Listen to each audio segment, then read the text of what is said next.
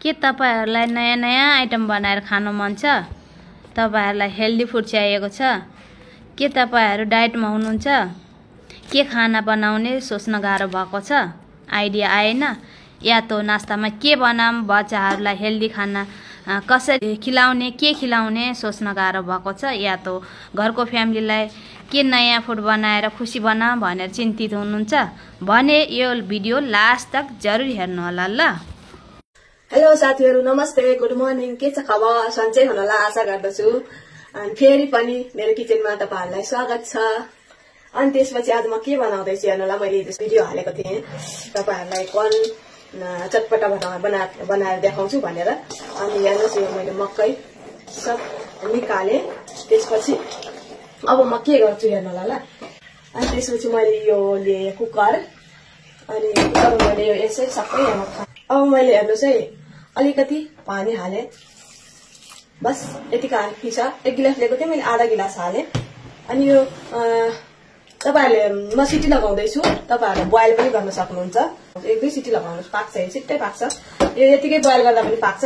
अब मैले यो ग्यास बस हाले, ग्यास अन गरे। त्यसपछि यो मैले सिटी लगाएँ, यो छिट्टै पाक्छ, 2 सिटीमै पाक्छ।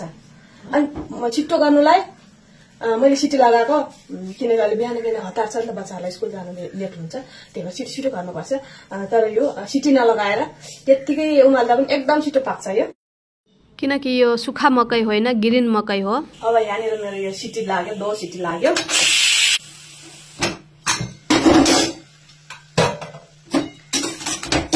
यो पाक्यो। अब मैले दोस्रो भाँडामा ट्रान्सफर गरेँ।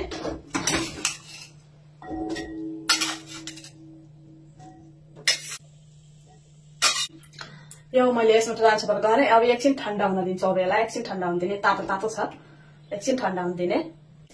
अब यो मेरो मकै ठन्डा भयो, यो कटोरी भरि भयो, त्यही भएर यो मैले यसमा खनाएँ,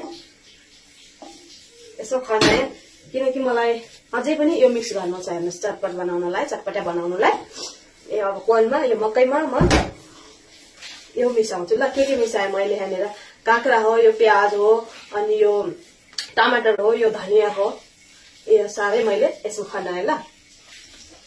मैले मसिनो गरी काटेको छु, देख्नुभयो? यो मिसाएँ मैले, यसमा राखेँ। अब म यसमा के राख्छु भन्दाखेरि यसमा मैले राखेँ ब्ल्याक नुन, कालो नुन थोरै, आधा चम्मच भन्दा आधा चम्मच देख्नुहुन्छ, यो राखेँ। त्यसपछि मैले यसमा राखेँ चाट मसला, यो पनि थोरै, देख्नुभयो कति हाले मैले, थोरै राखेँ हेर्नु है। अब त्यसपछि मैले यहाँ रातो खुर्सानी राखेँ, थोरै आधा चम्मच। अनि त्यसपछि नुन राखेँ। त्यसपछि थोरै जिरा पाउडर, धनिया पाउडर राखेँ मैले थोरै। अनि त्यसपछि मैले एउटा निम्बु राखेँ, काकती राखेँ मैले एउटा पुरै।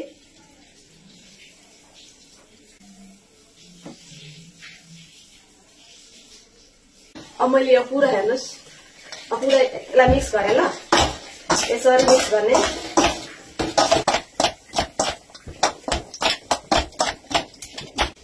यसमा अझै मैले के हालिन भन्दाखेरि हरियो खुर्सानी हालिन, किनकि मेरो बच्चाहरूले धेरै पिरो खाँदैन, त्यही भएर मैले खुर्सानी हालिन। म पनि ज्यादा पिरो खाँदिन, त्यही भएर यसमा ग्रिन मिर्ची हालिन। तपाईहरुले यसमा ग्रिन मिर्ची हाल्न सक्नुहुन्छ ल। हेर्नुहोस् है कति राम्रो भयो है, कस्तो खाउँ लाग्यो तपाईहरुलाई पनि।